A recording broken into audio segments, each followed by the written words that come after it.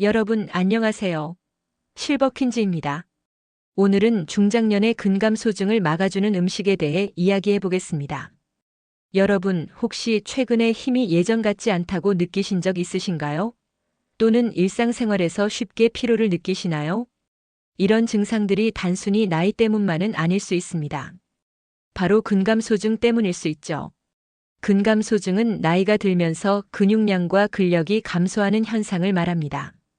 특히 50대 이후부터 더욱 뚜렷하게 나타나는데요. 이는 단순히 외모의 문제가 아닌 건강과 삶의 질에 직접적인 영향을 미치는 중요한 문제입니다.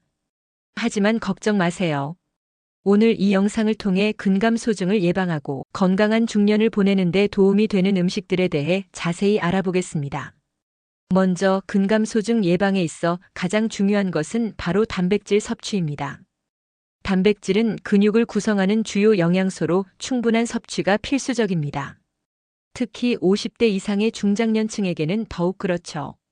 그렇다면 어떤 음식을 통해 단백질을 섭취할 수 있을까요? 우선 식물성 단백질 식품부터 살펴보겠습니다. 피스타치오, 퀴노아, 병아리콩, 완두콩 등이 대표적인 식물성 단백질 공급원입니다. 이 중에서 피스타치오는 특히 주목할 만한데요. 100g당 약 20g의 단백질을 함유하고 있어 견과류 중에서도 단백질 함량이 높은 편입니다. 또한 불포화 지방산과 식이섬유가 풍부해 심혈관 건강에도 도움이 됩니다. 퀴노아는 남미의 슈퍼푸드로 알려져 있죠. 쌀과 비슷하게 생겼지만 단백질 함량이 쌀의 2배 이상이며 필수 아미노산을 모두 포함하고 있어 완전 단백질 식품으로 불립니다. 최근 한 연구에 따르면 60세 이상의 노인들이 8주간 매일 퀴노아를 섭취했을 때 근육량과 근력이 유의미하게 증가했다고 합니다. 병아리콩과 완두콩도 훌륭한 식물성 단백질 공급원입니다. 이들은 단백질뿐만 아니라 식이섬유도 풍부해 소화기 건강에도 좋습니다. 특히 병아리콩으로 만든 후무스는 중동 지역의 대표적인 건강식품으로 최근 한국에서도 인기를 얻고 있습니다. 다음으로 동물성 단백질 식품에 대해 알아보겠습니다. 계란, 치즈, 연어, 닭가슴살, 소고기, 우유 등이 대표적인 동물성 단백질 공급원입니다. 이 중에서도 계란은 완전식품이라 불릴 만큼 영양가가 높고 소화 흡수율도 뛰어납니다. 하루 한두 개의 계란을 섭취하는 것만으로도 근감소증 예방에 큰 도움이 될 수 있습니다. 연어는 양질의 단백질뿐만 아니라 오메가3 지방산도 풍부해 근육 건강과 염증 감소에 도움을 줍니다. 최근 한 연구에서는 60세 이상의 노인들이 12주간 매주 2회 이상 연어를 섭취했을 때 근력과 균형 능력이 향상되었다는 결과가 나왔습니다. 닭가슴살과 소고기는 단백질 함량이 높고 필수 아미노산이 풍부해 근육 생성에 매우 효과적입니다.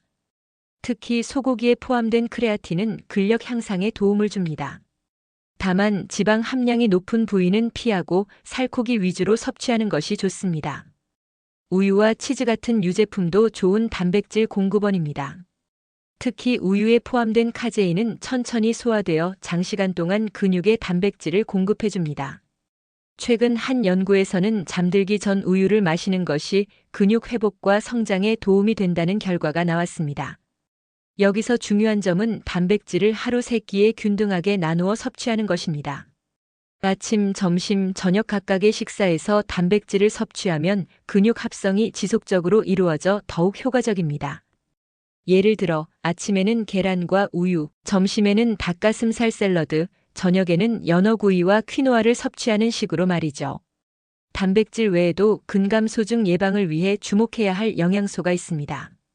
바로 비타민 D와 칼슘입니다. 이 두 영양소는 뼈 건강에 필수적이며 근육 기능에도 중요한 역할을 합니다. 비타민 D가 풍부한 식품으로는 연어, 고등어, 참치 등의 지방이 많은 생선과 버섯류가 있습니다. 칼슘은 우유, 요구르트, 치즈 등의 유제품과 뼈째 먹는 생선, 두부 등에 풍부합니다. 그런데 여러분, 비타민 D는 음식으로만 섭취하기에는 부족할 수 있습니다. 그래서 근감소증 예방을 위해 매일 20에서 30분 정도 햇볕을 쬐는 것이 좋습니다. 물론 한여름 강한 자외선은 피해야 하지만 봄, 가을, 겨울에는 적당한 햇볕을 쬐는 것이 비타민 D 합성에 도움이 됩니다. 최근 서울대학교 의과대학의 연구에 따르면 65세 이상 노인들 중 하루 30분 이상 야외 활동을 하는 그룹이 그렇지 않은 그룹에 비해 근감소증 발생률이 20% 낮았다고 합니다. 여기서 잠깐 최근 급성장하고 있는 중장년층을 위한 단백질 보충제 시장에 대해 언급하지 않을 수 없겠네요.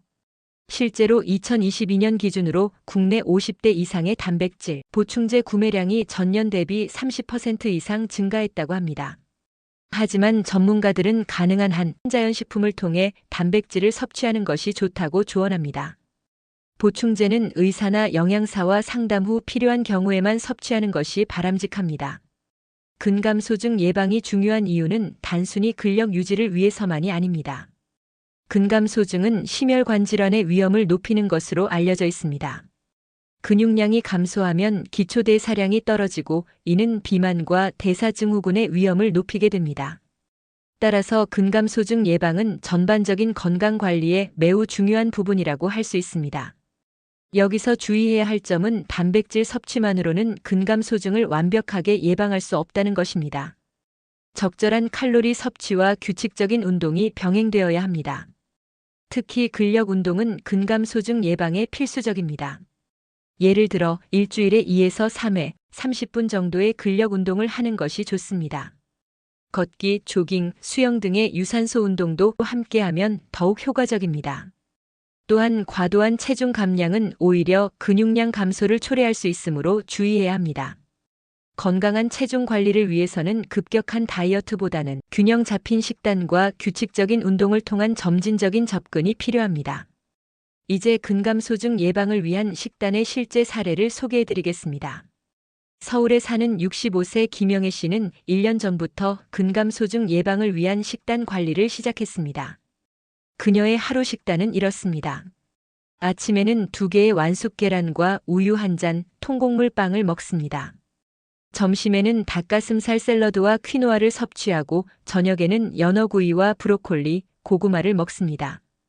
간식으로는 요구르트나 견과류를 즐깁니다. 김영애 씨는 이러한 식단 관리와 함께 주 3회 근력 운동을 병행한 결과 6개월 만에 근력이 20% 향상되고 체지방률은 5% 감소했다고 합니다. 또 다른 사례로 부산에 사는 70세 박철수 씨의 이야기를 들어보겠습니다. 박철수 씨는 2년 전 근감소증 진단을 받은 후 식단 개선과 운동을 시작했습니다. 그는 매일 아침 두유와 견과류로 시작해 점심에는 생선이나 두부를 곁들인 비빔밥을, 저녁에는 닭가슴살과 채소를 섭취합니다. 또한 매일 30분씩 걷기 운동을 하고 주 2회 근력 운동을 합니다. 그 결과 1년 만에 근육량이 10% 증가하고 일상생활에서 느끼는 피로감도 크게 줄었다고 합니다. 이처럼 근감소증 예방을 위한 노력은 결코 늦지 않았습니다. 지금 당장 시작하세요. 여러분의 식탁에 오늘 소개드린 음식들을 하나씩 올려보는 것은 어떨까요?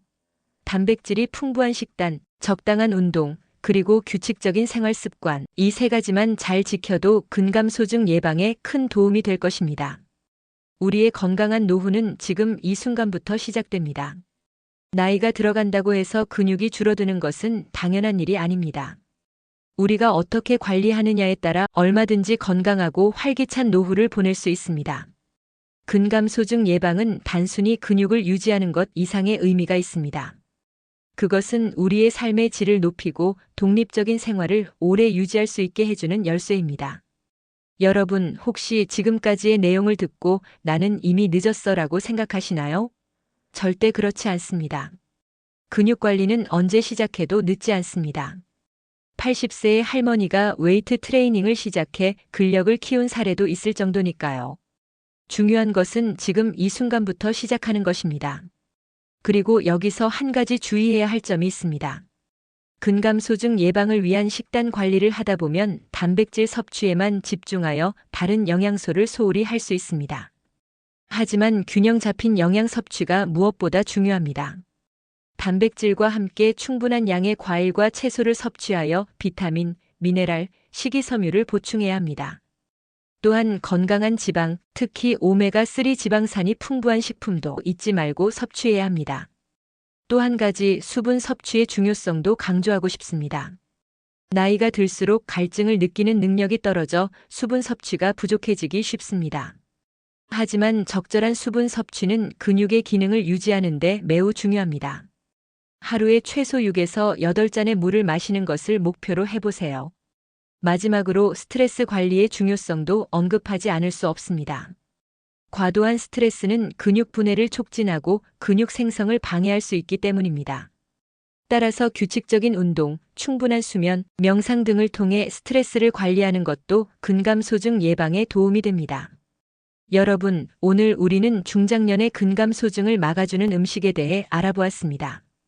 단백질이 풍부한 식품들, 비타민 D와 칼슘이 풍부한 식품들, 그리고 이를 균형 있게 섭취하는 방법에 대해 이야기했습니다.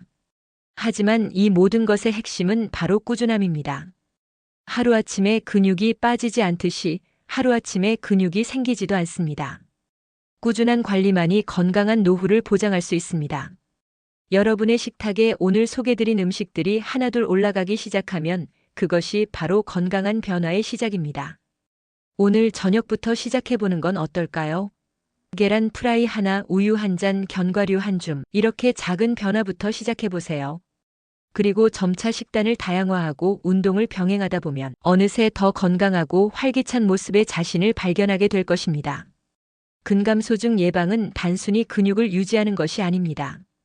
그것은 우리의 삶의 질을 높이고 사랑하는 사람들과 더 오래 함께할 수 있게 해주는 열쇠입니다. 지금 이 순간 여러분의 건강한 미래를 위한 첫걸음을 내디드세요.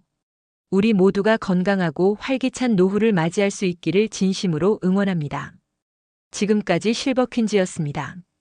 구독, 좋아요, 알림 설정은 더 좋은 영상을 만드는데 큰 힘이 됩니다. 여러분의 건강한 내일을 응원합니다.